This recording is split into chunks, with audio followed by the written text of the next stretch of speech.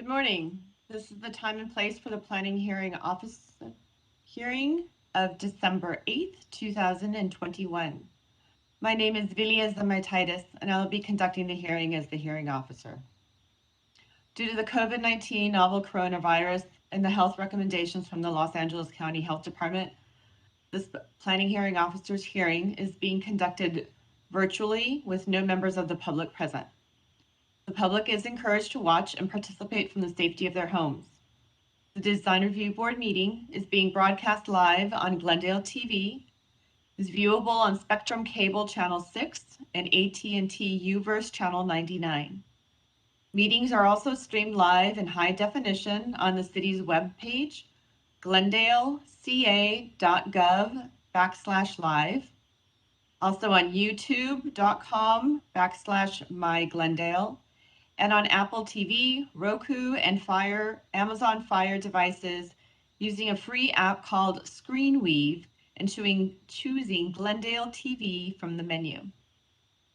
Meetings are also archived on the city's website for viewing anytime at www.glendaleca.gov/agendas. For public comments and questions during this meeting, please call 818-937-8100. City staff will be submitting the questions and comments in real time to the appropriate person. Planning hearing officer agendas and staff reports are available by visiting our city's website, again at www.glendaleca.gov. Records of decisions for all projects are posted online on the Planning Division's website. Please note that any appeal of a case heard today must be filed within 15 calendar days of the date on the Planning Hearing Officer's decision letter. The appeal application is available online. Today we have one case involving discretionary permit applications for variances. And this is in regards to a project located at 3132 Shawring Cross. This would be variance case number PVAR 1802906. The applicant is requesting approval of standard variances to construct a new approximately 2,764 square foot, 3-story single-family residence with an attached 453 square foot 2-car garage on a vacant uphill hillside lot. The project site is 6,069 square feet in area with frontage on Shawring Cross Road and is located in the R1R Restricted Residential Zone Floor Area Ratio District 2. The variance requests are as follows. It's to construct a new single-family residence on a vacant 6,069 square foot lot, which is less than the code required 7,500 square foot minimum lot size. A reduction of the required interior setback. This would be both for the building and the retaining walls greater than 3 feet in height. And ungraded open space and reduction in ungraded open space on a lot with an average current slope greater than 30%. And last, an increase in the maximum floor area ratio allowed by code. The Community Development Department, after having conducted an initial study, has prepared a mitigative negative declaration for the project, and that will be under consideration today as well. Just briefly, the hearing will proceed as follows. I'll read, obviously I've just read the description of the applicant and the request. I will then read the reports received from other city departments and any other letters or communications from interested parties. The case planner will give a brief overview, and then the applicant will then be asked to come forward for a presentation within a 15-minute time limit. Others in support of or in opposition to the project and interested parties will be called upon to speak for a 3-minute time limit. And lastly, the applicant will be given the opportunity to make closing comments if desired. The hearing will be then closed and taken under submission. If the evidence presented in the application at the hearing meets the required findings in the Glendale Municipal Code, then the project can either be approved or approved with conditions. If any of the required findings of fact are not evident, then the request has to be denied. After the hearing, the decision will be prepared in writing and will be in the form of a letter sent to the applicant and to all persons who responded to the public notice, either by speaking at the hearing or submitting written responses, having provided their name and address. The date of the decision will be the date appearing on the letter. And again, appeals must be filed within 15 calendar days. Please note that notification of this hearing was accomplished by the use of public notices mailed to all property owners and applicants within 500 feet of the subject property. The site was physically posted, and the notice was also placed in the local newspaper. I would like to inform everyone that the official proceedings of the planning hearing officer's hearing are recorded as part of the public record. At this point, I would like to have the case planner, Milka Toledo, give her presentation, and after that, I will review the interdepartmental comments before going to the applicant. Ms. Toledo? Yes, thank you, Ms. Untitled. Allow me to share my screen.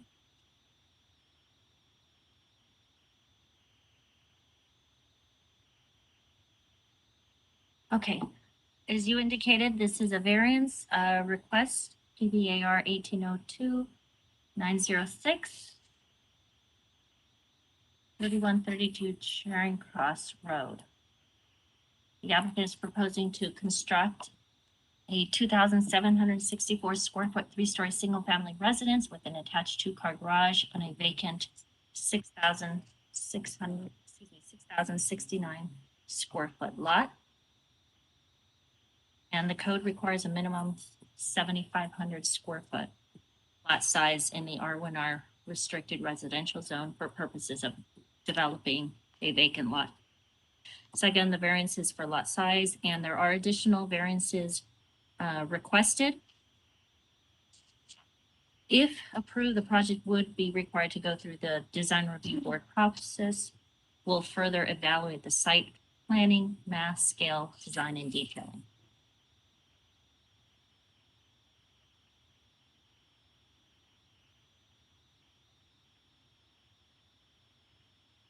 Additional variances requested involves a reduction of the required minimum 10-foot interior setback for the building and for retaining walls, which are greater than 3 feet located within 5 feet of the interior property line. So in this case, the applicant is proposing to reduce the interior setback to 0 for the building. And again, to have walls greater than retaining walls, greater than 5 feet, or greater than 3 feet within 5 feet of the interior property line. Reduction of the required minimum 40% ungraded open space. And they are proposing 31.8% ungraded open space.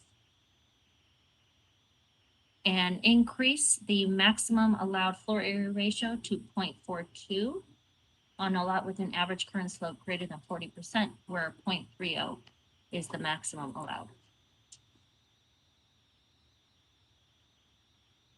As you indicated, there is a mitigated negative declaration that was prepared. Comment period was from November 1st, 2021 to November 22nd, 2021. No public comments were received during the 20-day public review period associated with the M&D. However, we have received several correspondence from neighbors and other interested parties in opposition to the variance request.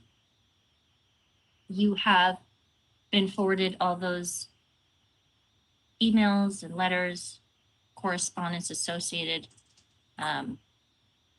with this project. In addition, there are comments from other city divisions that are included in the case file, which you mentioned you would be going over after my presentation. The applicant will be required to comply with all city departmental comments, including urban forestry comments associated with the existing oak trees. And urban forestry is requesting that 3 additional new oak trees be proposed on site. Some of the lot issues associated with the project. The lot again features an average current slope of 50%. No CUP is required or conditional use permit. There are 5 coastline oak trees on or within 20 feet of the site. 3 are located on the subject site and 2 are located on adjacent parcels.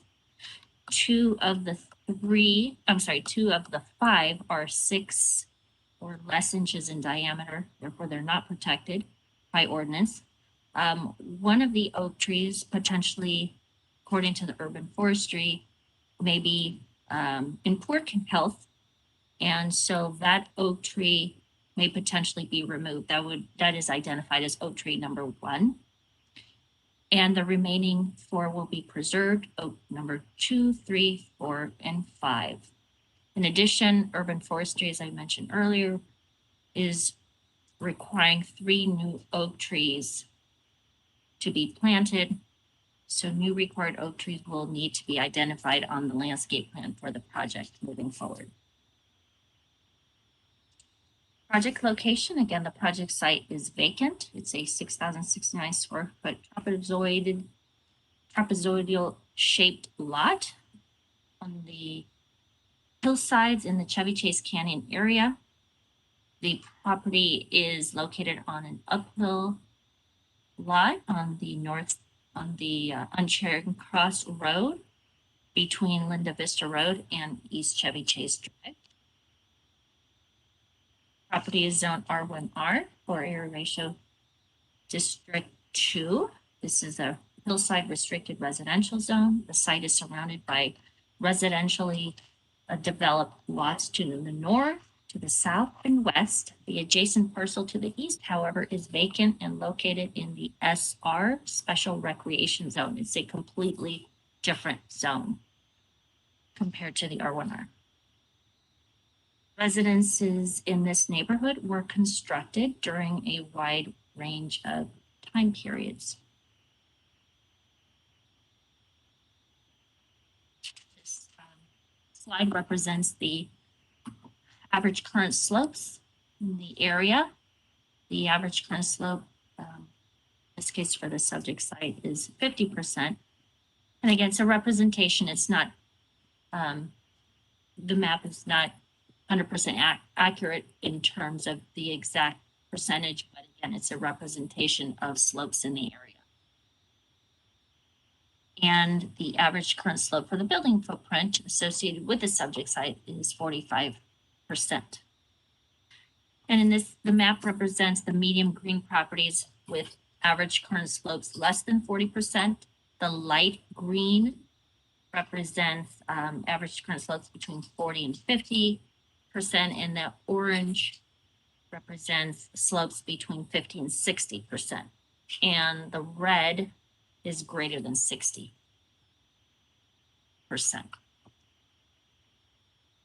Here's a view of the subject site from above. And something interesting, noteworthy, is the existing power lines that run across the SR on the adjacent site on the SR zone property. This is another view where you can see the existing electrical tower and then those electrical lines running towards across the SR property.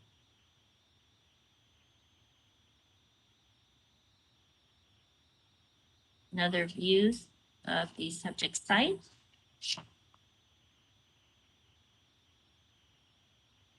And this is the existing survey. And while the property owner also acquired the adjacent site, which is again zone SR, this is not a part of the project. The lot in the SR zone cannot be developed with a residential use because it has a different land use designation. It's SR, Special Recreation Zone. The SR zone is intended for public and private open space and recreational uses, and is intended to provide and protect open space, natural physical features, and scenic resources in accordance with the general plan of the city.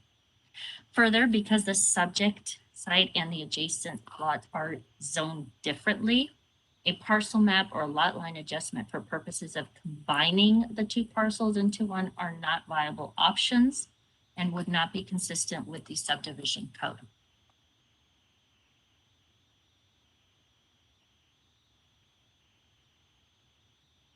The R1R zone requires a 15-foot street front setback and a 10-foot interior setback is required along the interior property lines or from the interior property lines, and an 18-foot driveway depth is required.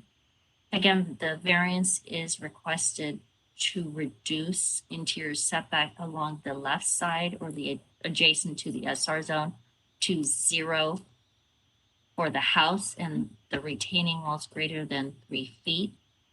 You can notice on my screen, I'm going to use my cursor to highlight that area. If you can see, this is the property lines separating the two lots, the R1R, which is the subject, and the SR zone, which is the adjacent parcel. Again, the applicant's proposing 0 feet in setback for the building, and then walls, again, greater than 3 feet are located within 5 feet of the property line, interior property line.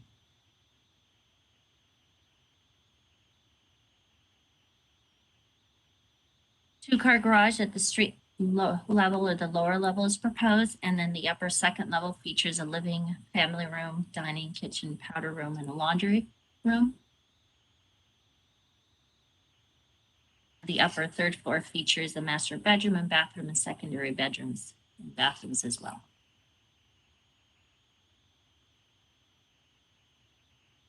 The maximum allowed height is 32 feet, which the applicant is proposing the overall height of the building to be 32 feet in compliance with the zoning code. And 32 feet is required.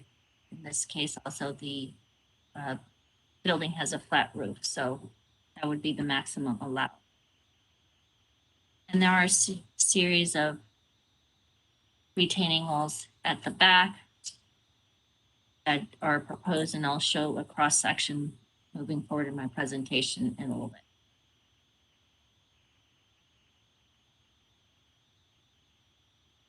One of the walls will be again 5 feet, and the other one, a 10-foot high wall, is proposed. Total combined would be 15 feet. Those walls located on the upper right-hand corner of your screen. This is the side view or right side. And let me go back really quick. This is the rear.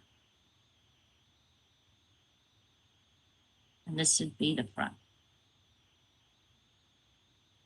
This is the left side or north elevation as you approach the property from Charing Cross.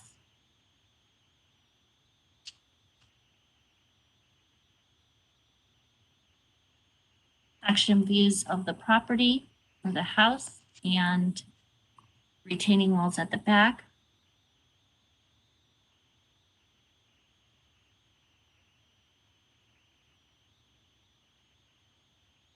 And so in this slide here, it shows properties within 300 feet, within a 300-foot radius, identified as less than 7,500 square feet, or lots less than 7,500. So I've identified those with a triangular shape. Out of the 41 properties, there are 12 developed properties with single-family residential homes on lots that are less than 7,500 square feet. And this chart corresponds to the map, so we can, based on the number identified, go back to which properties, and those I highlighted in red are the properties that are identified on the map, again, that are developed. So with homes, again, on lots less than 7,500. So the average lot size is approximately 28,075 square feet. Now, if the larger lots, which include the last three, lot number 39, 40, and 41. If those three lot sizes were removed from the equation, then the lot size would be 8,098 approximately. I believe those three lots correspond to, let me go back to the map. These are the three in this open space area.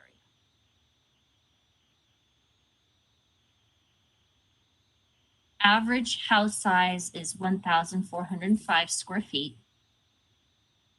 And lots 12 through 41 are currently developed with single family dwellings. On lots less than 7,500 square feet, approximately 29%.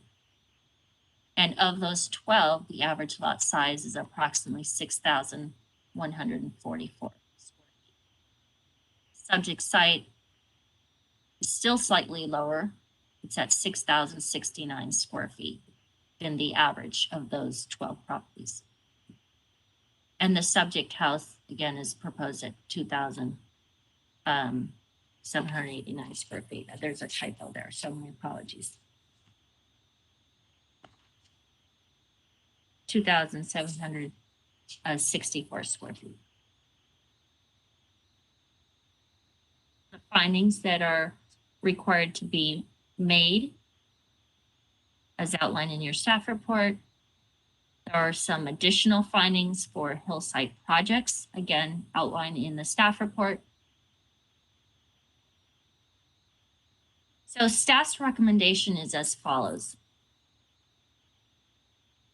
Staff is recommending that the planning hearing officer approve the variance request to construct a new single family residence on the vacant 6,069 square foot lot based on the findings in the staff report and with the suggested 17 those conditions.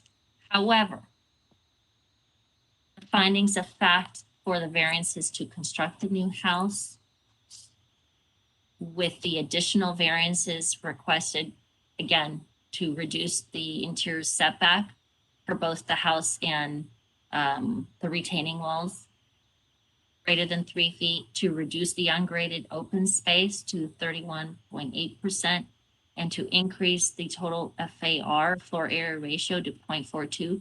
Staff is not recommending approval. The findings of fact have not been demonstrated. And again, staff is recommending the planning hearing officer deny those requests. And with that, would you like me to go over all the findings and rationale outlined in your staff report? Or at this time, I would conclude my remarks unless you have any questions. Thank you, Ms. Toledo. If you don't mind, if you could go over briefly why staff is recommending denial of the three remaining variance requests aside from the lot size? Sure. So, so with finding A, that the strict application of the provisions of the ordinance would not result in practical difficulties or unnecessary hardship inconsistent with the general purposes and intent of the ordinance. So in this case, staff could not make the finding. There are other options that can be explored that would not warrant the need for the variances requested. For example, one option may be to propose a new house with a reduced square footage, which could comply with the maximum 0.30 floor area ratio standard in the zoning code. And by reducing the total square footage of the house, it would create additional space between the house and the interior property line, thereby complying or being able to comply with that 10-foot interior setback requirement, and possibly eliminating or reducing the height of those retaining walls that are being proposed within 5 feet to no more than, again, less than 3 feet within 5 feet of the interior property line. And additionally, reducing the size of the house would result in less grading, which thereby would allow for increasing and complying with the minimum ungraded open space. The request to exceed the floor area ratio, again, is briefly discussed, and reduce the ungraded open space. And then there's, again, a paved backyard on a hillside is not justified in staff's opinion. These are, again, in staff's opinion, the variances requested are self-imposed. There is no justifiable hardship associated with the variance requests, and the project is inconsistent with the intent of the ordinance. Regarding the second finding, there are no exceptional circumstances or conditions applicable to the property involved in the intended use or development of the property that do not apply generally to other properties in the same zone or neighborhood. There are no exceptional circumstances or conditions in this case because there are other substandard, irregularly shaped hillside parcels in the neighborhood developed with single-family homes. And also there are at least 7 properties within that neighborhood which share a similar situation associated with that transitional zone, R1R, adjacent to SR zone properties. So with the exception of the lot size, the site is suitable for developing a single family home, which complies with the zoning code. Regarding the third finding, granting of the variance would be materially detrimental to the public welfare, injurious to the property or improvements in such zone or neighborhood in which the property is located. The proposal to develop the home with the requested variances would not be in character with the majority of development in the area. Granting of the variances will be materially detrimental to the public welfare, injurious to the property or improvements in such zone or neighborhood in that adjacent properties would not be protected by the high regard of the code with regard to residential development. And to grant these types of variance requests could potentially lead to further variance requests for similar nature. Also, the community relies on the Hillside ordinance as adopted by the city council to ensure compatible development within existing Hillside neighborhoods. And granting the variance will be contrary to the objectives of the ordinance in this case. The objectives of the ordinance, or in this case, the code, are intended to promote the public's health, safety, and welfare, and to allow reasonable development and use of property. And as proposed with those variances requested, the project would be contrary to the objectives of the code and the ordinance in this case. Further, the project proposed excessive grading on a hillside property, which is, again, contrary to the objectives of the Hillside ordinance. And those additional, in this case, those additional consideration for hillside development listed as A through E in the staff report, staff could not make those findings either. And with that, I'll conclude my remarks. If you have any further questions, that's just a brief summary of the staff report and the draft findings. Yes, thank you. I had read the staff report. I just wanted to make sure that summary of the draft findings for denial would be provided to all those listening as well. So thank you. Just a few clarification points. One, the property owner owns both the lot in question to be developed and also the adjacent lot that is zoned That's SR, special recreation, the one that has the easements for the high tower electricity poles, correct? Okay. correct. So these two lots, as we know, cannot be joined because they are different zones. That's So correct. there is no possibility of merging these two lots together, despite the fact that the property owner owns both of them and would like to have developed the current existing subject property to the R1R standards, utilizing the adjacent lot, but unable to, correct? Okay. Right. There's nothing that would preclude the property owner from selling the adjacent lot also at any time. So that is correct, yes? Mhm. Just a point of clarification. In your PowerPoint presentation, you mentioned or alluded to the fact that oak tree number 1 would be removed. Maybe that's a question for you, or whether it's a question for the applicant, Mr. Garnazarian, but when in reading over the indigenous tree report, I did not see a proposed removal. So just to clarify. Correct. That was I recently spoke to our city arborist, and that's what she indicated to me, that depending on the health, it was in poor health the last time she went out to the site and analyzed or assessed the health of the tree. However, I did ask the applicant, Mr. Nazarian, to follow up with our arborist to see what is the latest or the status of that tree, whether or not it needs to be removed depending on its condition. Okay, thank you. And last, but not least, the subject property, if it was developed per code for the FAR of 0.3 as allowed in the R1R zone, Florida District 2, because of the slope that is, they would still be permitted to develop single-family residence of 1,820 square feet, according to my calculations, at a 0.30 correct ratio. Yes? Okay, and that is still above the average house size within the area as surveyed.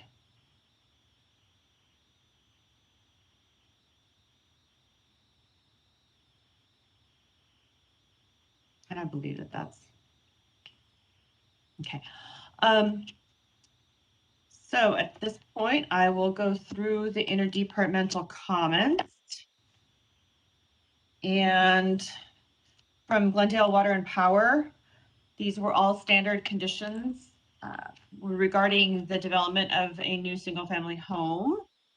So we will leave it at that.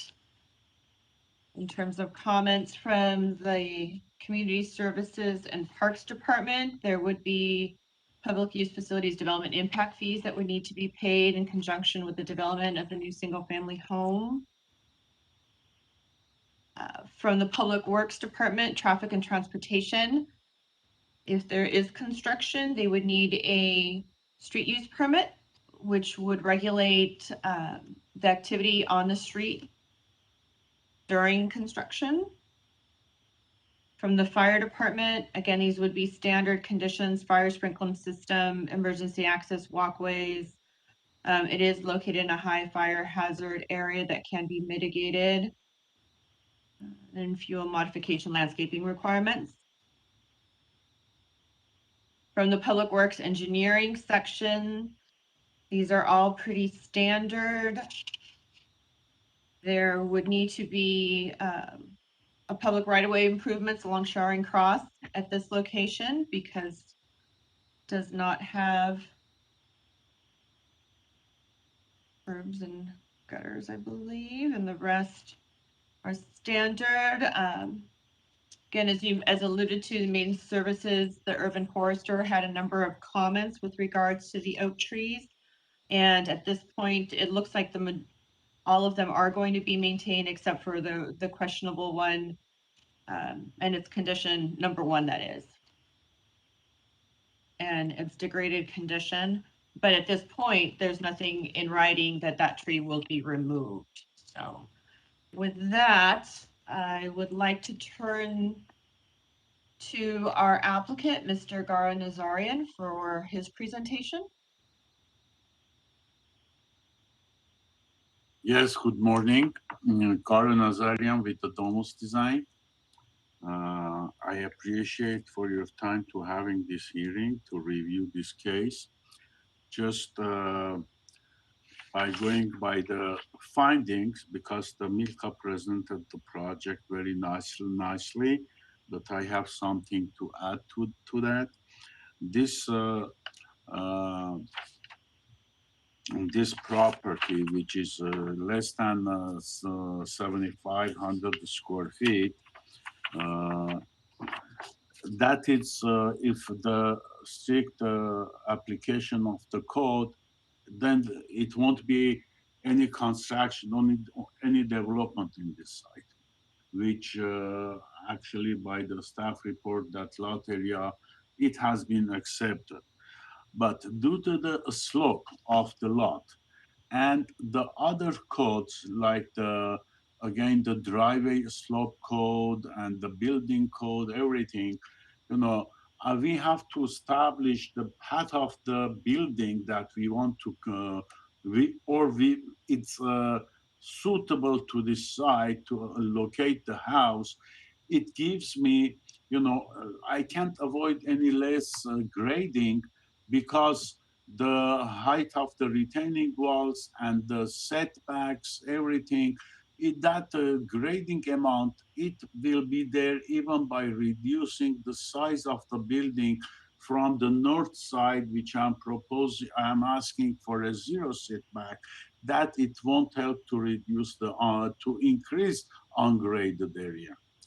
And the area it's developed, it's R1 R zone with the residential project, and this project is consistent with the neighborhood. Why it says what is the exceptional circumstances? The one thing that is exceptional, this lot, as you mentioned, the next lot, which is SR zone, is owned by the same owner. And having a zero setback on the property that is owned by himself, then the I'm looking to this project as in a combined lot, you know, two lots together. But I know that on the SR zone, no residential development could happen. So I'm keeping zero setback on the SR zone property line. By combining these two property, it will be created a lot about the lot area, it will be 13,000 square feet. I know that, you know, we cannot the lot tie together because of the different zone, but we are ready to file affidavit or any agreement with the city departments that that property won't be sold separately. We will keep attached to this project forever, you know, not a separate lot. You know, beside of the lot type, we can file documents, you know, affidavit, whatever the city attorney will require to keep these two parcels always together. And by having that, you know, by having this combination of these you know, two lots together, then all these my numbers, which it will be a 13,400 square feet lot area. The FAR, it will drop to 23%. The lot coverage, it goes to, you know, drops down to 15%. Landscaping to 72%, ungraded area 69%. Because by having these new numbers, you know, in the combination of the two lots, the project itself, if we keep these whole two parcels together, it's complying with the zoning ordinance intent of the general plan, because we are keeping the open space and the lot area, FAR, ungraded area will comply with the code. But unfortunately, we cannot tie it. But as I mentioned, there are other ways to keep these two property as a just one ownership. If not, of course, everybody wants to use his property. If this project won't happen, one day the property owner can go, can approach to the city to pull a permit for SR zone for the uses that is permitted, like such as antennas, caretakers' residence, home and dish antennas and solar energies equipment, which I think by keeping this SR zone open, not developing or not putting the dish antenna equipment or antennas or they, healthcare, health uh, caretakers residential, we keep that area, that lot open, and we will keep as a just one ownership. In that case, the intent of the ordinance and the general plan, it be fulfilled. And the third, why the granting of the variance will not be detrimental to the public welfare. The granting the variance, it allows me to put to have a residential use similar to the other, surrounding properties, which again, in combination of the two lots, it won't be any, it won't, not, it won't be detrimental to public welfare. It will be in the benefit of the public because that SR zone, it will be remain always open space. And by having a residence in the R1 R zone, right now, the lots, they are not well maintained because it's not usable, just it's a vacant lot there. But by having a project there, having this residence there, then the both properties will be taken care very nicely because of the owner that wants to have a nice residence there. So I think the granting of the variance, it will be in the benefit of the public too and the neighborhood. Um, that is what I had to say. But even by keeping, just looking just to the zoning ordinance, the lot area, lot coverage, FAR, or ungraded area, we have to study the slope of the lot to see what it will be if I want to keep that ungraded area within the limit that the codes allows. Then it won't be buildable because from I can have less grading if the driveway slope it goes up to I don't know 25%, but they are different codes that I have to apply to this project. And this project, it has been designed with very careful study, to find out the best location with the less grading and to comply the height of the retaining walls. So I think this project is designed, studied very nicely, and the intent of the zoning ordinance and the general plan will be fulfilled by taking in consideration that the owner will keep these two parcels always as a one ownership. It won't be sold separately. I have all this much to talk about. And if you have any other question, I will be more than happy to answer.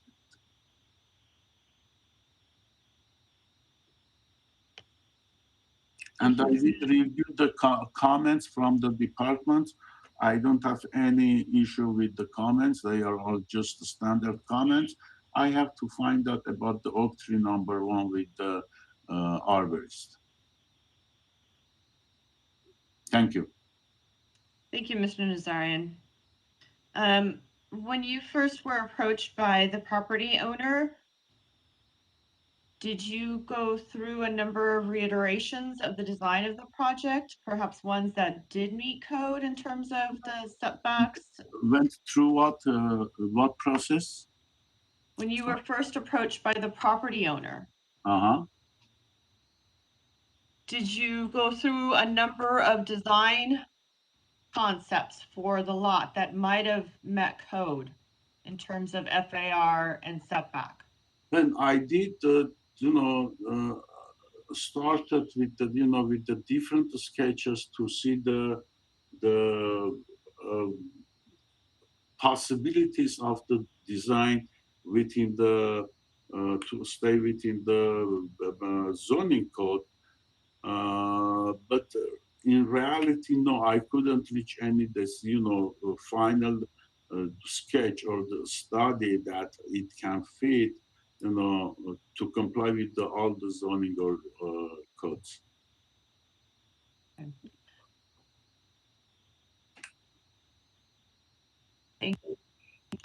Thank you very much. I might have additional questions later on, but at Okay. this time, no. Before we go to the callers, I would just like to read into the record. We, as Ms. Toledo alluded to, we received a number of letters, or in this case, emails. We have an email from Frankie Fowler, another one submitted by Robin Rose or Rose, Pamela Bernay, Stacy Rizzo, John and Palma Vincenti, Jack Daly, and Douglas Hughes from the Chevy Estates Association.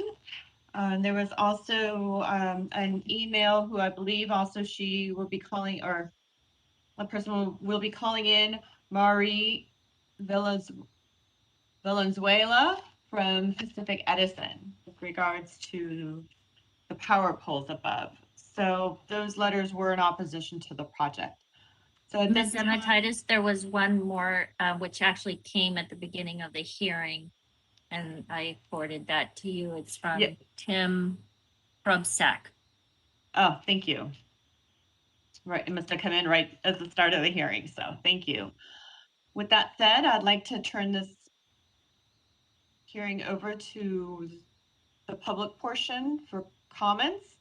I believe at this point we have 2 comments, if not more. That's correct, Ms. Semititis. We have 2 callers. I will go ahead and introduce the first one. Hello, John Valesco. You're on Yes. with the planning hearing officer. You have 3 minutes. Please go ahead. Sure. So I live in the property above the Charing Cross lot. My wife is Frankie Fowler, so you do get an email from her. We have some great concerns about the 0 setback on the easement lot side. That easement lot is really controlled not by the city, but by Edison.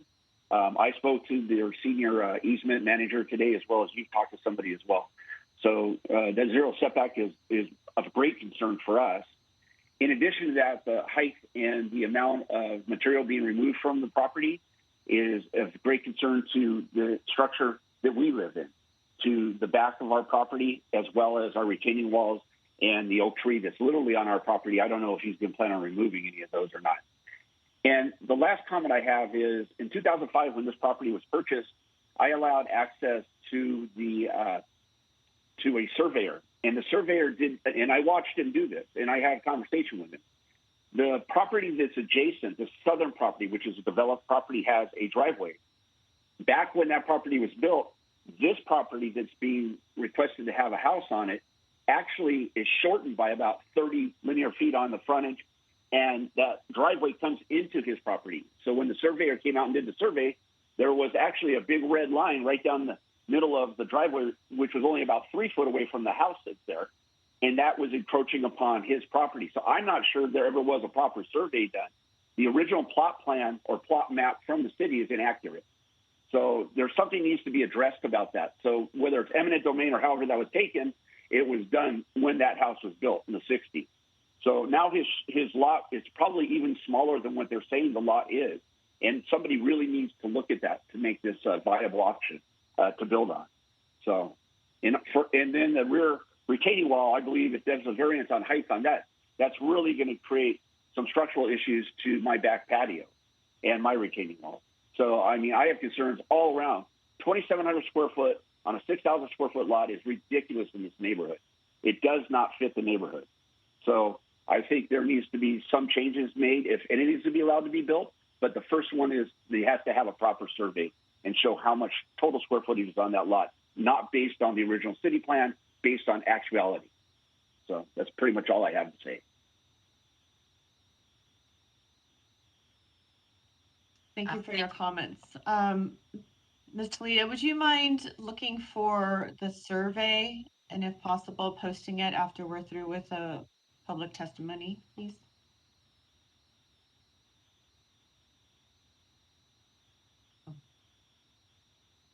Ms. Demititis, would you like to go to the next call? Or Yes, but it looks like Milka's bringing up the survey now, so. Can you see my screen? Yes, and so there is a portion of the adjacent neighbors' backup space along their driveway. So we will get to that later on, but I would like to finish taking public testimony at this point. So thank you. Sure. Yes, Ms. Asp, next caller, please. Maria Valenzuela, you are Yes. on with the planning hearing officer. Please go ahead. You have 3 minutes. Yes, good morning. This is Maria Valenzuela, and I'm representing Southern California Edison. We were informed early this morning by our senior patrolman that there is a projected project that could possibly impact our transmission lines. We have a 220 circuit going over the lot adjacent to Mr. Nazarian, and we would like to request all plans, engineering, transmission engineering, environmental, be allowed reviewing his plans in order for this to be approved by Edison. And this would be the normal secondary land use process whenever we have transmission lines that are going to be possibly in conflict or affecting our lines. We need to have approvals prior to any construction being approved. So we would like to make sure that Edison is involved regarding the approval of plans, and the property owner would have to go through the normal process that everyone else needs to do for secondary land use regarding clearances, horizontal and vertical compliance, and possible encroachment. So I do have a copy of the plans that were put on the Glendale portal. And in order for Mr. Nazarian to, if this gets processed and approved by the city, we would need him to then follow up with the secondary land use process through Edison, and that would be contacting me, and we would start that process for him as well. And that concludes my comments on this. Thank you, Ms. Valenzuela. Just to clarify, there is no construction proposed on the Southern California Edison lot. So we would definitely love to have your comments and feedback. I know a public notice was mailed out to the address on record for the Southern California Edison site as the property owner, because again, it's standard procedure mailing out to all property owners within 500 feet. So this process is only dealing with the variance request. And if approved or modified or whatnot, it would still have to go through the design review board process as well before receiving full entitlements to go into plan check. So we will definitely, the city and the applicant will consult with you in that regards. So, but we do appreciate you calling in and giving your comments at this time as well. Thank you. Are there any other callers? Ms. Semititis, it looks like Ms. Valenzuela is calling back. Do you want to hear from her again? Yes, please, if she has additional comments or questions. Hi, Ms. Valenzuela, you're on again with the planning hearing officer. Please go ahead. Yes, thank you. Right after my ending comments, the call was cut off, so I called back. I don't know what happened. So I did not hear until the very, very end that the property owner will apply the secondary land use. Is that what ended up? Because it completely cut off. I'm sorry. No, that's quite all right. What I had said was the subject property that's being developed is the parcel to, I guess it would be the southeast of the Southern California Edison lot. There is no construction or development proposed for your lot. And if and when, or possibly, again, if, the question being, if the variances are approved, this particular project would still have to go through the design review board process as well. So there will be ample time to consult with Southern California Edison regarding any type of development on the adjacent lot. Okay. And even though there are no, just so you know, there are no actual construction on the lot, what we need to do is make sure that the clearances for horizontal and vertical are in approval with the transmission engineers and the grid to make sure that there's no conflict. So that's our concern, that we I'm sure it's fine that, you know, they're far enough that they won't create any issues with those transmission lines, but due to the height of the property, and the sloping, we need to just make sure that it won't create any issues with induction or any other issues that could possibly conflict with the management and maintenance of those lines. And that's really what our concern is at this point. If there's no construction, that's great, but we just need to make sure that what those clearances are and how far they will be from the line. Great. Thank you. Thank you. Yes, we will make sure. Great. That you Thank will be you in so much. consultation. Thank you. Ms. Asp, are there any other additional callers? Ms. Semititis, I have no additional calls at this time. Okay. So with that said, I will be taking the matter under submission and rendering a decision. I greatly appreciate those who submitted comment letters, who called in. And unless Mr. Nazarian, I apologize. Mr. Nazarian, do you have a rebuttal? Just few words. Just to respond to the neighbor that he's concerned about the safety and the stability of his property, his house. They should know that if it gets approved after the design review board, we have to go to building department to submit all the grading, retaining walls design to the city to get checked by the engineers of the city. If there is any issue, they won't allow me to build it. Then I want to secure him that it won't be any harm or damage to his property. It will be checked structurally, engineering-wise, the whole project. Thank you.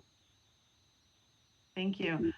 Unless you didn't consult with the Southern California Edison, did you, by chance? No, before this? because I never thought, because the lines, they are in the other property, far away from our property, Okay. far away from the project site.